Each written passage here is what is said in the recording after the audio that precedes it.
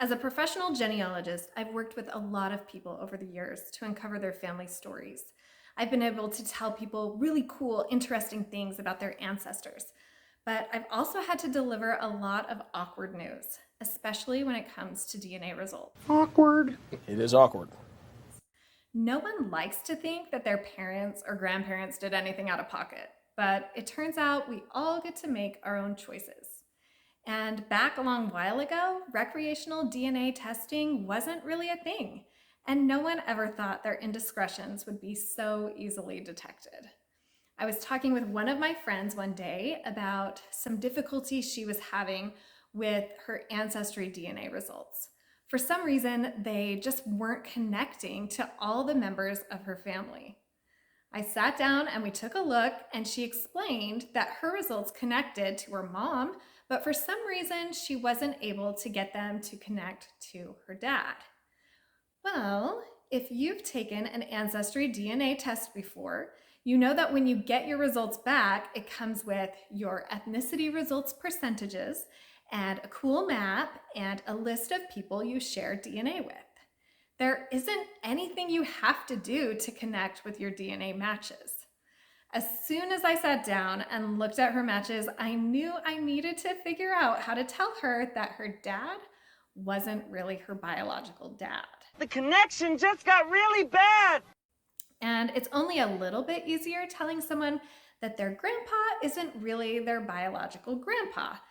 But it was shocking to a friend nonetheless when I had to let her know that her grandfather had kind of been conned into adopting and raising her mother when she wasn't his daughter. He had been in the military overseas, and one day a young woman came to him and let him know that she was going to have a baby, and it was his. This is yours. He was married at the time, and his wife must have been a saint, because they ended up adopting the baby after she was born and taking her to live in the States. There was one pretty big tell in my friend's DNA results that her mother wasn't biologically related to her father.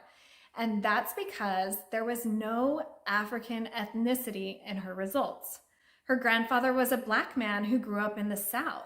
He definitely had African ancestry. The reason why my friend had no African ethnicity in her results was because her mother's biological father was actually someone else. What do you mean?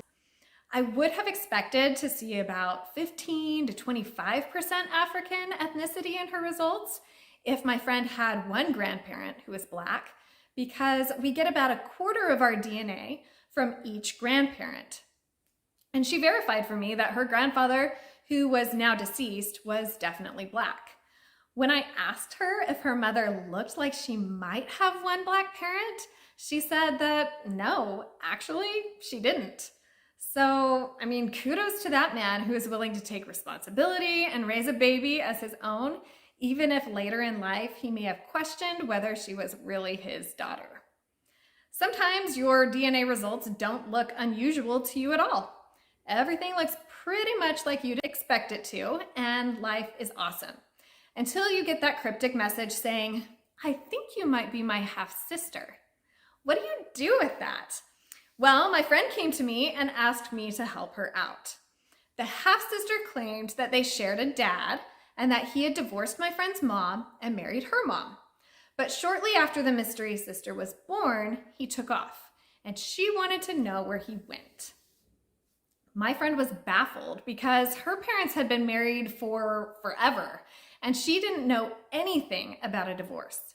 She asked me to help her find records of her parents' divorce and possible remarriage, but nope, nothing. Through city directories and newspaper articles, we discovered that my friend's dad had worked in traveling sales for a time, and her mother was very involved in the social scene of her community. There was no evidence of a split, but what I did find was enough information to show that Dad was living a double life with two families at one time. There's no problem leading a double life. At least for a short while before he ditched family number 2, leaving a daughter wondering what had happened to her father. But one of the craziest DNA reveals I've done involved telling a man that neither one of his parents was his biological parents, but he wasn't adopted. How does that work? I was looking at his DNA results and they didn't add up. He had a pretty common last name, but it just wasn't showing up in any of his DNA matches or their trees. I started with some of his closest matches and built out their trees to try to identify who his grandparents were. And I figured out both sets of grandparents. They lived in the area where my friend was born, so that wasn't unusual. I started building down their trees to make sure I wasn't missing one of their children who could be my friend's mom or dad. Maybe there was a name change or something. I wasn't sure at first. It didn't take long for me to build the tree down and find a man and a woman who had married. And not only that, but they had a son who was born within a day in the same county, in the same hospital as my friend. But it wasn't the same name as my friend.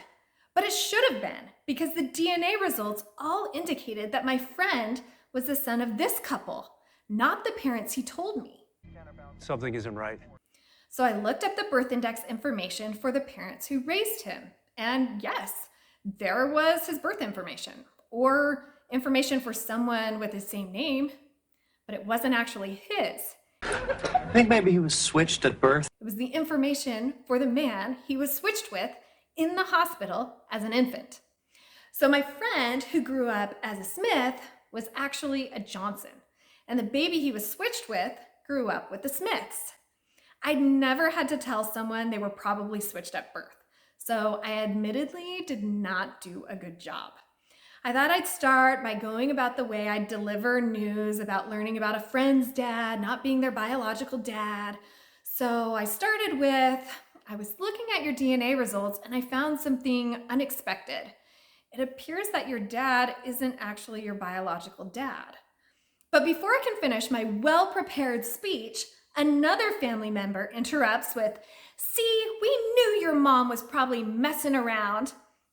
To which I hurry and jump in to try to save this woman's integrity and clarify the situation with an awkward like, "Oh, no, we don't know that because your mom isn't actually your biological mom either."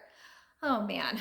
We later found a DNA match with one of his full brothers, and they've since been in touch, and everything seems like it's worked out as well as it could. So if you're thinking about taking a DNA test, I say go for it, but only if you think you can handle the potential consequences of learning about secrets and accidents. Leave a comment below about your DNA questions or experiences, and be sure to subscribe.